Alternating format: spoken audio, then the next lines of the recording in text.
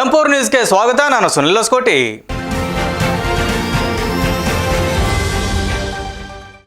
ಮೂಡಲಗಿ ತಾಲೂಕಿನ ರಾಜಾಪುರ ಗ್ರಾಮದಲ್ಲಿ ವಿಶ್ವ ಮಾದಕ ವಿರೋಧಿ ದಿನಾಚರಣೆಯನ್ನು ಆಚರಿಸಲಾಯಿತು.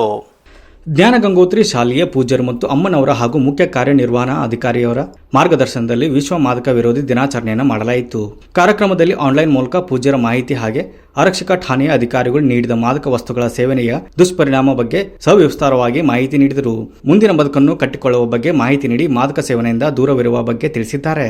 ಈ ಸಂದರ್ಭದಲ್ಲಿ ಶಾಲೆಯ ಅಧ್ಯಕ್ಷರಾದ ಶಿವಪುತ್ರಪ್ಪ ಗುಂಡಪ್ಪಗೋಳ್, ಘಟಪ್ರಭಾ ಆರಕ್ಷಕ ಠಾಣೆಯ ASI ಆದ SK ನರಗಲ್ಲಿ ಸರ್, ಶಾಲೆಯ ಪ್ರಾಂಶುಪಾಲರಾದ ಯುವರಾಜ್, ಶಾಲೆಯ ಮಾರ್ಗದರ್ಶಕರಾದ ರಮೇಶ ಗುಂಡಪ್ಪಗೋಳ್, ಗ್ರಾಮ ಪಂಚಾಯಿತಿಯ ಸದಸ್ಯರು ಗೋಪಾಲ್ ಅತ್ನಿ ಮತ್ತು ಮೂಡಲಗಿಯ ತಾಲೂಕಿನ ನೋಡಲ್ ಅಧಿಕಾರಿಯಾದ ಜಮೀರ್, ವಲಯದ ಮೇಲ್ವಿಚಾರಕರಾದ ಲೋಕೇಶ್ ಹಾಗೂ ತುಕ್ಕಾನಟ್ಟಿ ಪಂಚಾಯತ್ ಉಪಾಧ್ಯಕ್ಷರು ಸುನಂದ ಭಜಂತ್ರಿ, ಸುಮಿತ್ರಾ ಬಡಿಗೇರ್, ಜಾನಕಿ ಮತ್ತು ಶಾಲೆಯ ಎಲ್ಲ ಶಿಕ್ಷಕಿಯರು ಉಪಸ್ಥಿತರಿದ್ದರು.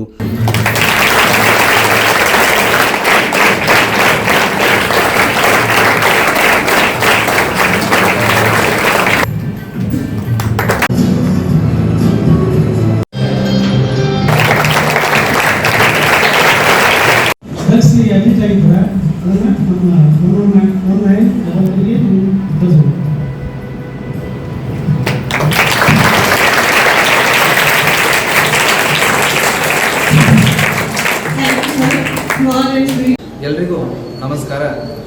ನಾನು ಜ್ಞಾನಗಂಗೋತ್ರಿ ಶಾಲೆಯ ಮುಖ್ಯೋಪಾಧ್ಯಾಯರಾದ ಸರ್.